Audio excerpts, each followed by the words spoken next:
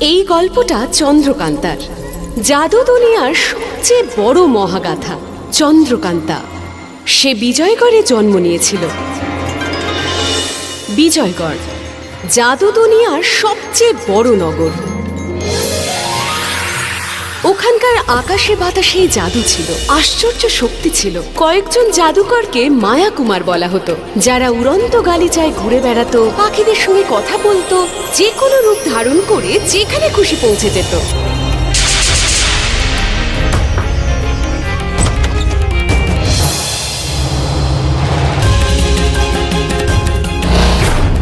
আর তারপর চোখের পলকে উধাও হয়ে যেত। এই জাদু দুনিয়ার শক্তি তীর বা তরোয়াল নয়, এখানকার লোকেরাই ছিল। এখানকার মায়াকুমারীরাও কম শক্তিশালী ছিল না।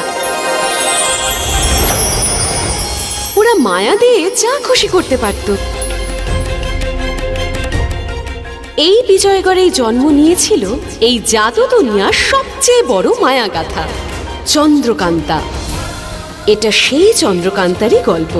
কিন্তু এই গল্প জানার আগে আমাদের তার মায়ের গল্প জানতে হবে, যিনি ছিলেন সেই রানী যার নাম রত্নপ্রভা, সবচেয়ে শক্তিশালী মায়াকুমারী, বিজয়গড়ের বর্ম। কেননা তার কাছে ছিল ভগবান বিষ্ণুর আশীর্বাদ স্বরূপ সেই মায়াবী অস্ত্র। তারপর একদিন আসে সেই সময়, বিষ্ণু সেই আশীর্বাদকে তার উত্তরসূরির হাতে তুলে দেওয়ার। আর এই সেই মুহূর্ত ছিল যখন চন্দ্রকান্তার ভাগ্য আর ভবিষ্যৎ দুটোই বদলে যায়। আমি আমাদের রাজবংশের পরম্পরা আর আপনার এই মায়াবী অস্ত্রকে রক্ষা করেছি।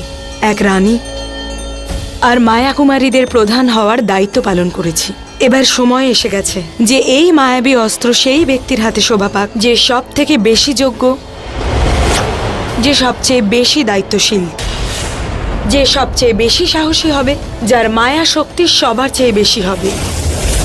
প্রভু, আজ থেকে 21 বছর বাদে এই প্রথার পুনরাবৃত্তি হবে।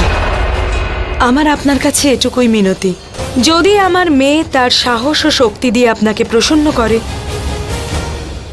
তাহলে আপনি ওকে আশীর্বাদ করবেন।